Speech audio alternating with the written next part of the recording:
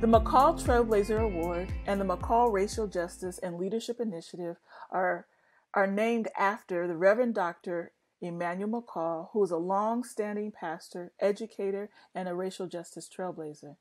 The Emmanuel McCall Racial Justice and Leadership Initiative seeks to create avenues for meaningful unity and justice between racially diverse communities. The McCall Trailblazer Award exists to recognize CBF individuals and ministries who charter through unequal and unjust areas of life and initiate proactive resolutions for communities in the form of policies or practices resulting in greater equity, opportunity, impact, and outcomes for all. The Pan-African Steering Committee of CBF chose to recognize 3 individual recipients for the 2021 McCall Racial Justice Trailblazer Award in recognition for their faithful service to the cause of racial justice. The CBF Conversation today is with honoree Reverend Cheryl Adamson, who is the first Black Baptist woman to pastor a CBF South Carolina partner congregation, Palmetto Missionary Baptist Church, where she is founder and pastor in Conway, South Carolina. For over 35 years, Reverend Adamson's commitment to access and equity has blazed trails in health, education, and faith. She has led South Carolina's first Office of HIV and AIDS Education, where she worked to overcome misconceptions about HIV and AIDS, transmission, homophobia, Black competence, leadership, and intelligence. Reverend Adamson is Executive Director of the Palmetto Works Community Development Corporation, which provides services for children and families in low-income communities. And so, Reverend Adamson, I want to say welcome and congratulations on your award. I am honored to spend this time in conversation with you today. Thank you for having me. And I am absolutely humbled and honored by the award that you all chose to give me. Amen. So let's get right into it. I want us to hear, if you would take the time to share with us just kind of about your work. Let's start kind of with the HIV and AIDS and how you found yourself there and kind of what did you do and what were you able to accomplish? Well, by training, I am a health educator. So I ended up working for the state of South Carolina as a health planner, and that is planning initiatives that would be sent out to agencies for them to carry out. And that was really dull because it was just about papers and planning. But then, of course, the HIV/AIDS crisis had broken across the country. When I first heard about it a couple of years prior, it was called GRID, G-R-I-D, Gay-Related Immunodeficiency Disease. So, of course, that meant that in the general public, the thought was that that only happened to people who engage in homosexual activities. But then, of course, it became obvious that the virus knows no sexuality and other people were being impacted. So the Centers for Disease Control had monies for programming for all 50 states. And someone was needed to spearhead that in South Carolina. So I was the first permanent hire, which meant that I had to write the Centers for Disease Control grant for the state of South Carolina to hire everyone else, from the epidemiologists down to the nurses. So that was quite a baptism for me in major grant writing. And I actually had to, after those staff persons were hired, I actually had to develop educational material for every demographic in the state, from healthcare professionals down to children and teens. So that really was a challenge, especially going against the stereotypes and taboos of that era 35 years ago. So that was quite a challenge, and I really am appreciative that the Lord allowed me to meet that challenge. I did it as a foot soldier for 2 years as if I were in the military. I'm telling you, it was a 24/7, 365 kind of commitment. But it really brought our state to the place where there was recognition that there are more than 6 people who could be infected with the HIV virus in the state of South Carolina, and that everyone needed to wake up to that reality. Wow, thank you. Thank you. Thank you for your commitment. Thank you for sharing your story, and thank you for your commitment to doing that work. I'm sure that there were thousands of lives that were saved because of what you were able to accomplish in educating and providing resources in South Carolina. So thank you for that. And I believe if I so for the Trailblazer Award, it is a nomination process, and we received an application, and in the application becomes a racial justice kind of resume, but also narratives, and we also require references, and and what I was able to read from your application that was submitted on your behalf was that you were doing the HIV and AIDS work, you were involved in that, and then God came knocking on your door about doing something a little different with your life, right? So like a second career call. Can you tell us about your call to the pastorate and how that transformed, or if it transformed, your work doing justice? Well, I suppose that I characterize my calling as the period at the end of a very long sentence. Okay.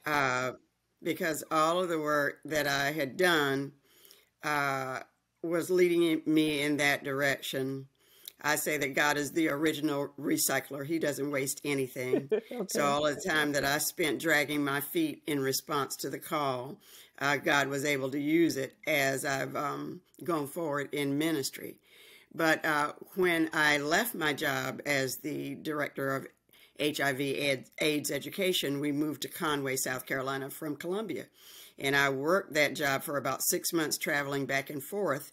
And on one of those trips, either working for DHEC or for the CDC as a consultant, the Lord viscerally dropped the 4-letter word Duke into my chest. And that was the period at the end of that long sentence. And the call was not to specific ministry. It was a call to Duke Divinity School. So at that time, at that moment, I had transitioned into being the executive director of Family Outreach of Horry County, which was a human sexuality and mentoring program for young pregnant women in our community. And I just happened to have to travel to Durham to pick up a grant that we received at a luncheon, and I was able to drop off my application to Duke Divinity School. God knows. So, I mean, he has a plan. He has a plan. And so, so tell me, or tell us, excuse me, how that call and going into ministry and pastoral ministry in particular, how that has shaped how you do your work. How you do your justice work in particular? Well, I think God made it very clear to me from the outset that my priorities as a pastor was people over programs over property. And so that meant that we have been in the position of being a church literally without walls for these 15 years that our church has been in existence. So we are able to focus most of our efforts and our finances toward working with our community as opposed to having to keep up with property. For about 7 of the 15 years, we did lease a property, but we were released from that again because we needed to simply focus on the people and develop programs meeting their needs. So we are able to through our mission and outreach arm of our church, Palmetto Works Community Development Corporation, is the mechanism through which we chose to do our work in community. That has allowed us to develop programming to meet needs as God directs us around different age groups. So our motto at Palmetto Works is Palmetto Works, where everybody works. And our underlying philosophy is that everyone has their age and developmentally appropriate work to do, so that the work of childhood is learning and play. The work of adolescence is maturing and career exploration. And the work of adulthood is family building, community building, jobs, career, and business building. And this next statement I got from Daniel Vestal. The work of the church is to be the presence of Christ in the world and to help everyone else do their age and developmentally appropriate work.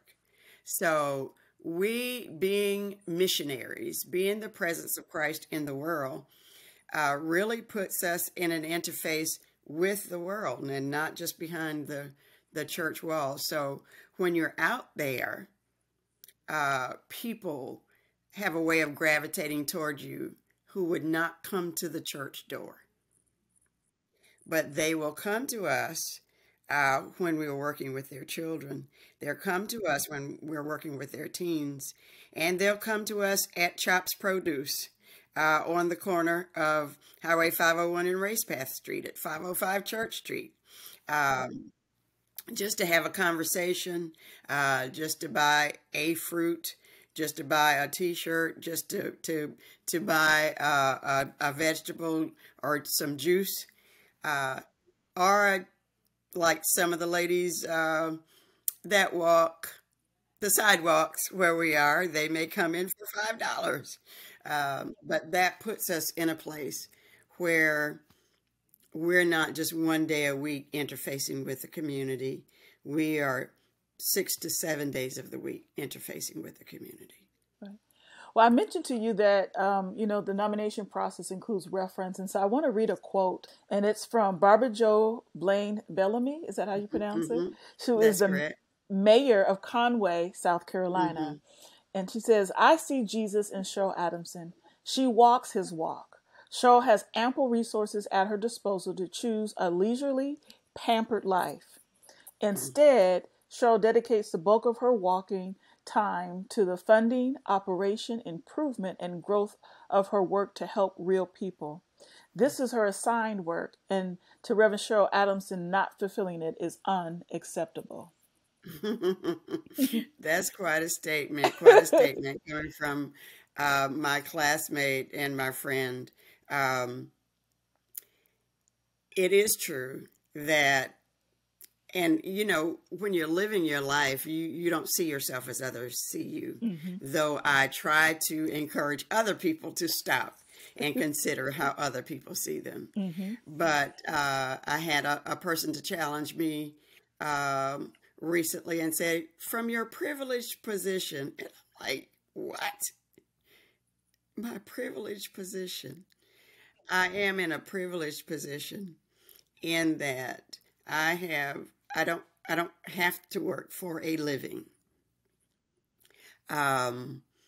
because of my husband's profession, but I have to work for a living. I have to work in order to live the life that God has assigned me. So, of course, on days that I get frustrated, I wonder what life would be like to be out in a tennis skirt or be one of the ladies who lunch, but that has not been my portion. So I just keep it moving and accept the assignments as they come to me. So let me ask you, because we talked about HIV and AIDS work, which you entered in that in a time where it was taboo, right? And I know basically, from reading your narrative and what people have said about you, and what you have said about the work of the church, is that everybody has work to do. How did you get to that place? How did you come to that realization, and what's your motivation? Like, why do you do what you do? Well, we have so many preconceived notions about who we are as a people, as African American people. And I don't know how this bubbled up in me that one of the misconceptions about the people who built America is that that they don't like work is a bit off-putting.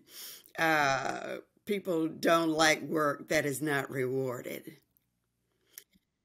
So to be able to contextualize over a life cycle what the appropriate work is really helps people to identify where they are in their life cycle. So uh, it's inappropriate for our children to have to work.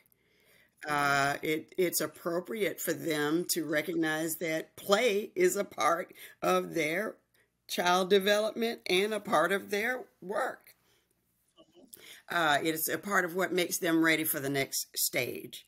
And likewise with our young people, with our adolescents, they need to recognize that they shouldn't be responsible for working necessarily.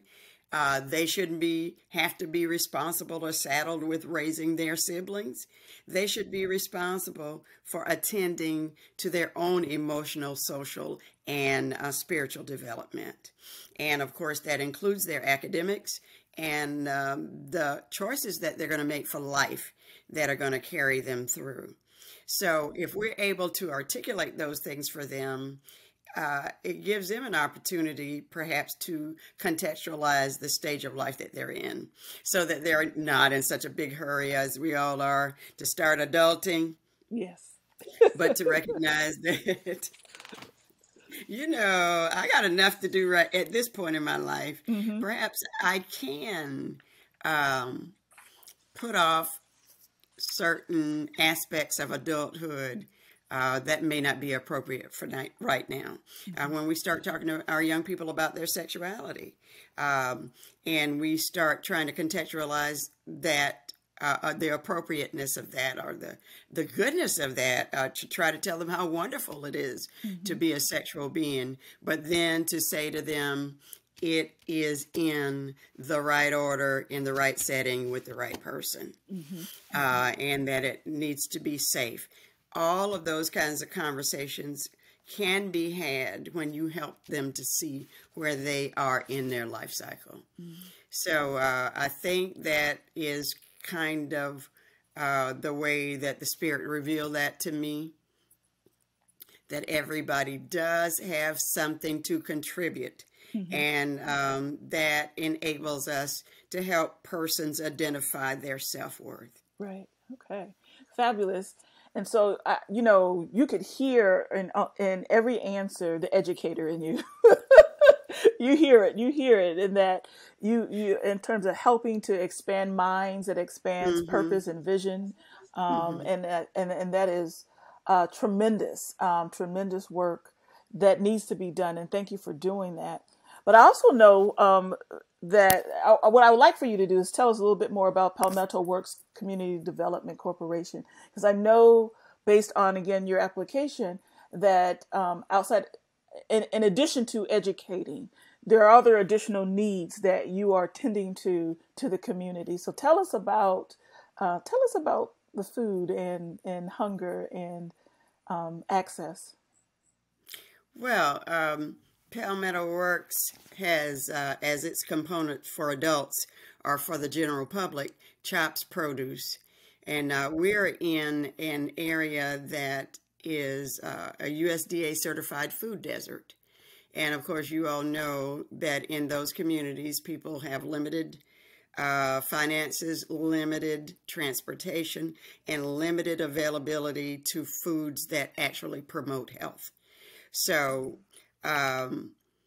we're surrounded by fast food restaurants and corner stores that have highly processed foods that have a lot of sugar, a lot of salt, a lot of bad fats. All fats are not bad, but there are bad fats, and we did not start Chops Produce with that in mind. We originally began Chops as culinary and hospitality operatives prepared to serve, which would have been a culinary arts training program for persons coming back from prison or from the military.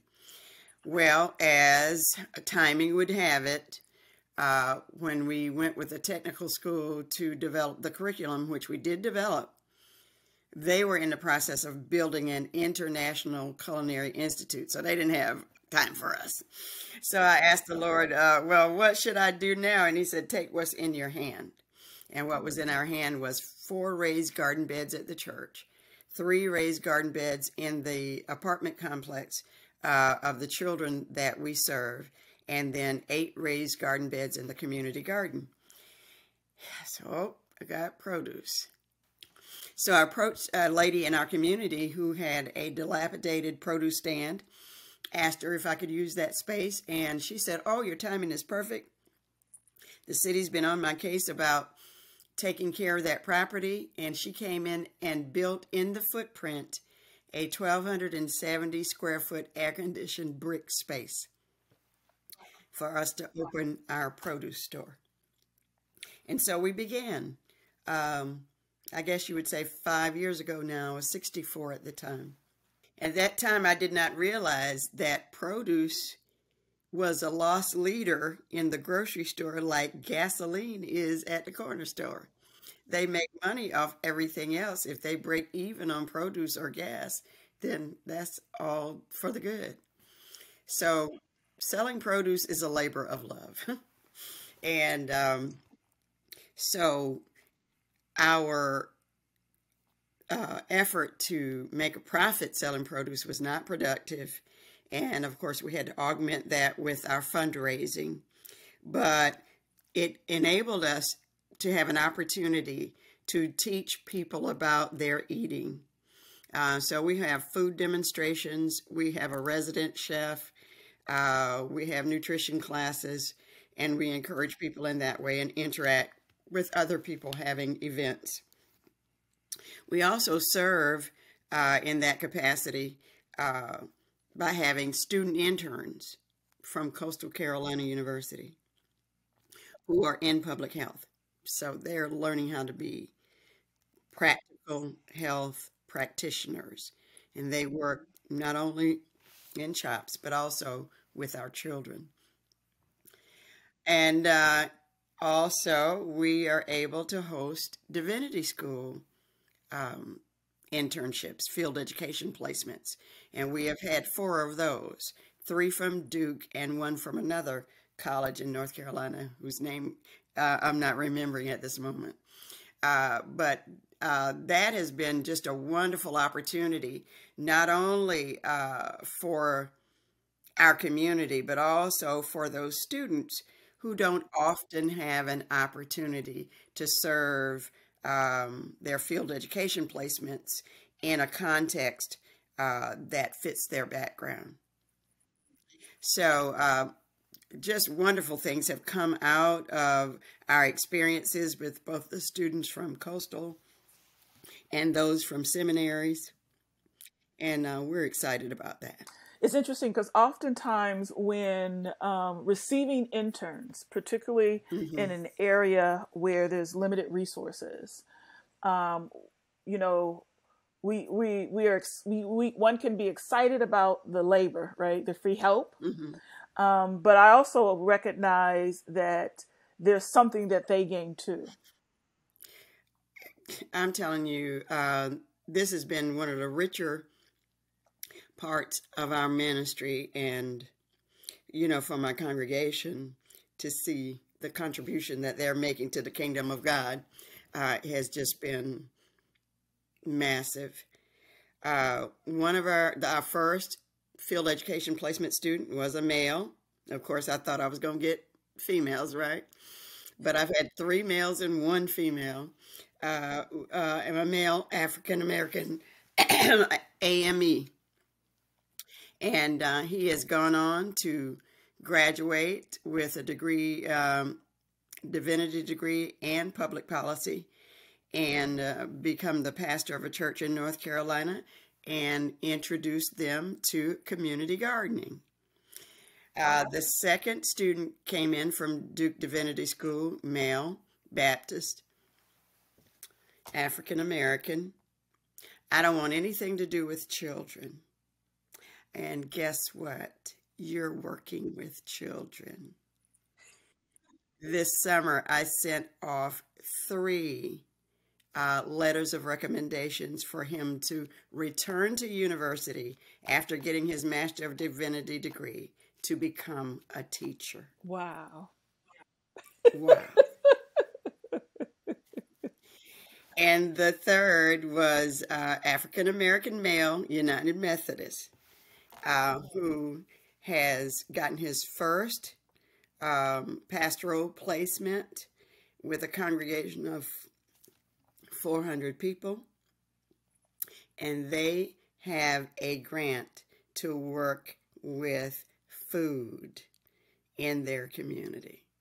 So it has just been absolutely astounding what God has done in them through their experience with us.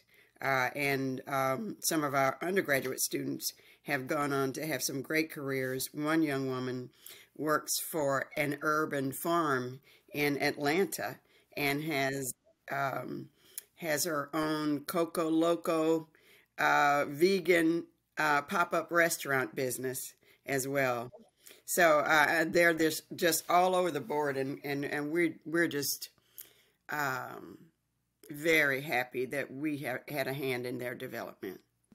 I thank you for sharing it, because I think it's so important as one, when I pastored in DC, that we receive interns, and that labor is needed, right? And when you have a shortage of human resources, and that we have value added, right? If you come to work and be co-laborers, because what I have found is that people really begin to see that God is real and at work when they're in under-resourced communities, because, yes, it's like how there's only God is the only reason why people are, there was enough food, right? Or enough produce to go around to somebody, because we couldn't have done it on our own. No. And so those moments are fabulous. And so not even just forming them, but actually seeing God at work. Absolutely. And seeing the extension of the work that God has given us to do. That's right. To go out across the nation. That's right. So I know that in terms of CHOPS, tell us where your vision is now, and what would you like to see happen in Conway?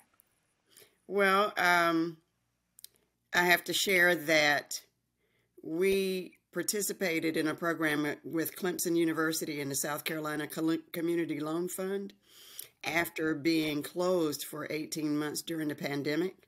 Because we are community influencers, we really wanted people to understand that they needed to hunker down in the beginning until we learned more about the disease. So in order to reopen, we participated in a program that allowed us to bring in other partners in our business. So of 12 business entities across the state, we won first prize in a Shark Tank-like competition. Okay. And yes, and we got $30,000 to bring in 2 other African-American woman-owned businesses into our space.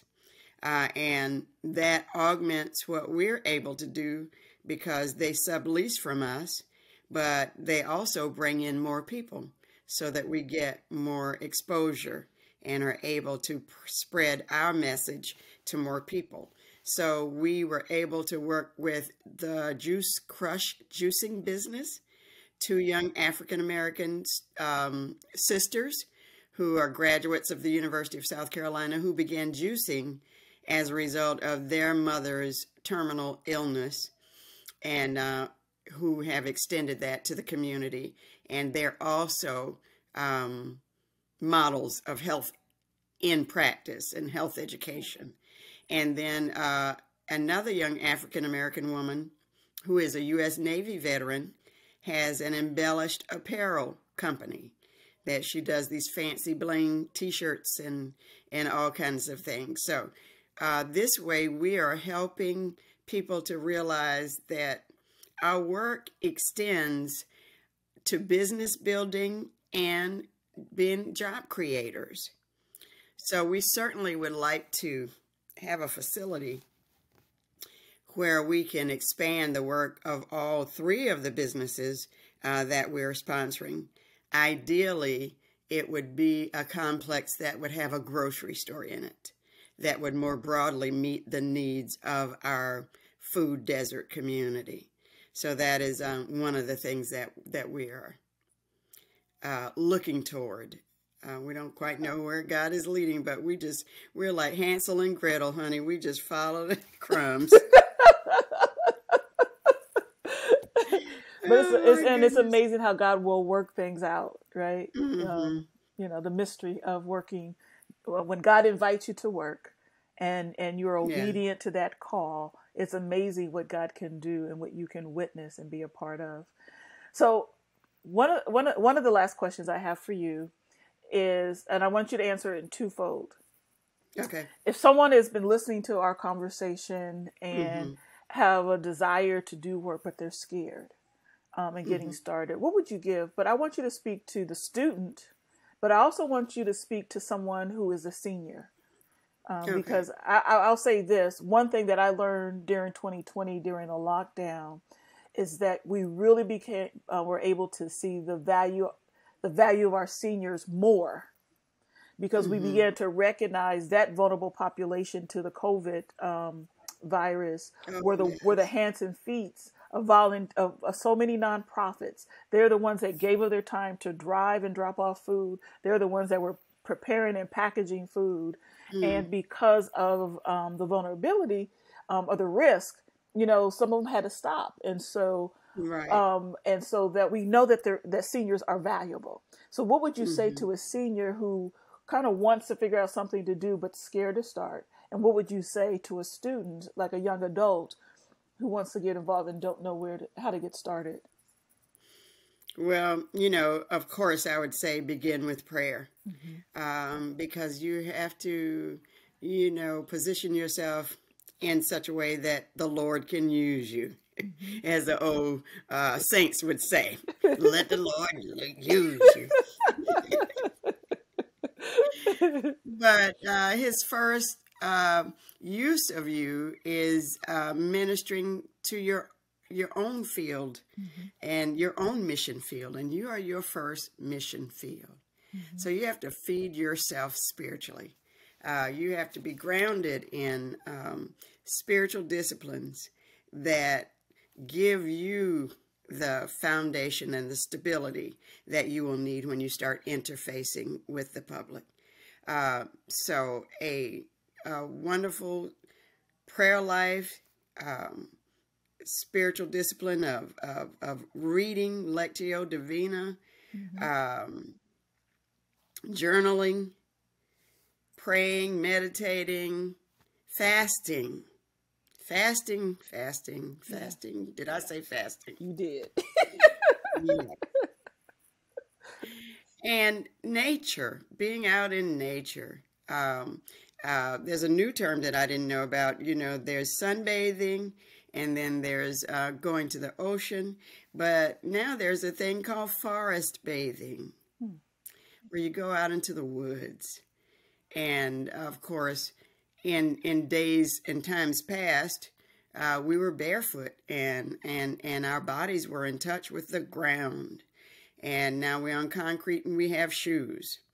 But we need to find a space where we can actually put our feet on Mother Earth and perhaps even become a tree hugger, as some folk are given to do. But that visceral connection to the earth is what we need to reestablish. So all of those things, and in addition to that, new practices that I am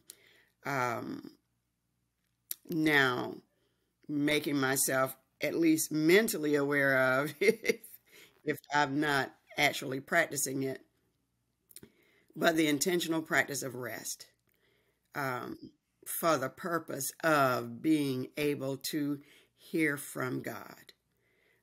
So those lay the foundation for whatever work God is going to assign you to do. And meditating on scripture that seems to bubble up in your spirit is also very helpful. And, one that comes to me quite readily with your question is, for God has not given us a spirit of fear, but of love. What is it? Of power and of a sound mind. So we have everything within us that we need, especially if we're in touch with the Holy Spirit. We have love, joy, peace, patience, kindness, goodness, faithfulness, gentleness, and self-control. We are equipped to do the work that the Lord would point out to us. So I encourage people not to be afraid of what other people think about what you're doing.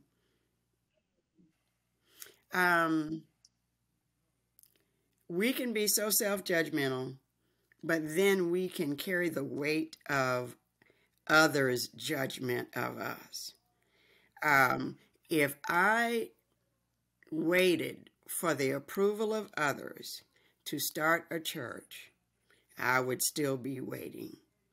Because when I did, in some people's mind, it was as if I was setting up a brothel with a cash register at the door. Those are kinds of attitudes that people have toward women in ministry. If I worried about people's judgment about the fact that we don't own our own church building, oh my goodness, I'd never be able to believe that God said people first, program second, and property third, because I would just be downcast. What? You ain't got no church? And likewise, if I put the opinions of people over what God thought of me, I would really be derelict in my assignments. So that is why the spiritual work that must be done fuels the work that you do. And I remember being in divinity school and having an assignment from a professor that we were to journal, and I felt like I was commodifying my devotional life. And it felt very artificial for me to share what I did personally. So I say that to say, I don't use my devotional time to write sermons. My devotional times is to feed my spirit. And that is what is required, because sometimes the very people who have good thoughts about you, you can come in conflict with those people, like the situation that I'm in right now.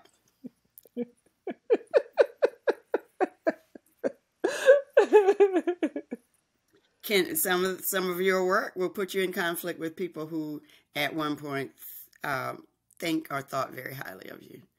So I really just want to encourage people to deepen and strengthen their devotional life so that they can hear from God and ask the Lord to show them what is needed. Oswald Chambers says, we're not to be moved by the needs of the people. We are to be directed by God as to what we are to do. Amen. Amen, amen. Because, there are always needs. Yeah. But you have a specific and a particular assignment that you must do. And you need to hear from God. Of all the needs that are out there, which one best fits my spiritual gifts? And how can I be courageous in doing what the Lord has called me to do? Okay, so I wanna kind of end on this note. You are an African American female senior pastor, a church start with no physical building, that's feeding, educating, and helping communities be healthy, and whole, which is around physical health, but safety in all that you do. And I want to read one more quote from your friend. It says from the mayor. She says, since her youth, Cheryl recognized her divine gifts and used them to prepare for a meaningful and purposeful life. Her work as a Baptist minister is changing the world, one soul, one struggling child, one unemployed teen, one person devoid the joy derived from personal growth, opportunity, and hope, and one human being yet to appreciate the arts at a time. Cheryl's faith allowed her to take necessary risks to grow her potential to kingdom building, including a rigorous educational pursuit in her near midlife, establishing a church, and initiating an array of social programs, all to the benefit of countless Conway residents to whom these programs offer direction to a satisfying future. So again, thank you and congratulations. Know that we are praying for you. Let me give you a chance to talk about if someone wants to contribute financially or offer human resources to any aspect of your ministry or work. Please share what you would have them to do and how they can get involved, Cheryl. Well, certainly, we love partners. I think networking is a spiritual gift, and collaboration is what God desires for us to be unified in our kingdom work. We're not about empire building. We're about kingdom building. Mm-hmm. We certainly would love for anyone to join us in the work at Palmetto Missionary Baptist Church. And you can do that by going to www.palmettomissionarybaptistchurch.com. It's .com because somebody lost our URL.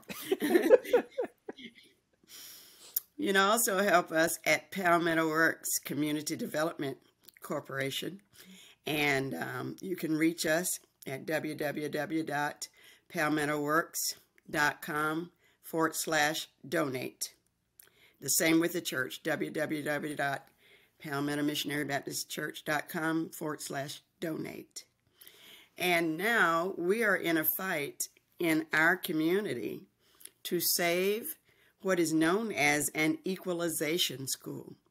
Back in the early 1950s, in an effort to thwart integration and to try to prove that schools were separate but equal, all across the Southeast, schools were built for African American students. So the Whittemore Elementary School is the school that I attended from 1958 to 1964. It was slated to become a community center, but through demolition by neglect, it was allowed to deteriorate. And now our city is proposing that that site be demolished using CARES Act funds. Wow. And we are very disturbed about this position that they are taking. And we have created, since the first week in August, the Whittemore Race Path Historical Society, Incorporated.